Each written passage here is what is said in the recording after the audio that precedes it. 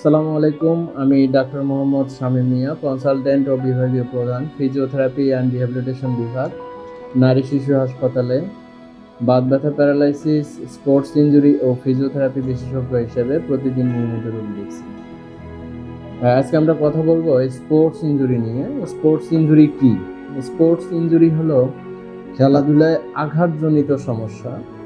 এটি সাধারণত যারা স্পোর্টস প্লেয়ার বা যারা খেলাধুলার সাথে জড়িত তাদের এটি সাধারণত বেশি হয়ে থাকে।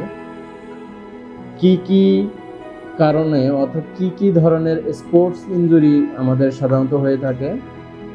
যেমন প্রথমে আমরা বলবো ligament injury. Ligament injury sports ইনজুরির কারণে সাধারণত হয়ে থাকে।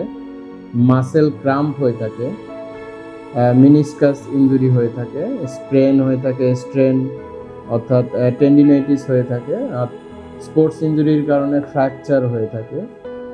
এবং সাধারণত over use of the joint, অর্থাৎ একটা জয়েন্টের প্রত্যেকটা জয়েন্টের একটা লিমিটেশন আছে যে কতটুকু সে লোড নিতে পারবে। যখন এটা ওভার ইউজ হয়ে যায় তখন এটা সাধারণত হয়ে থাকে।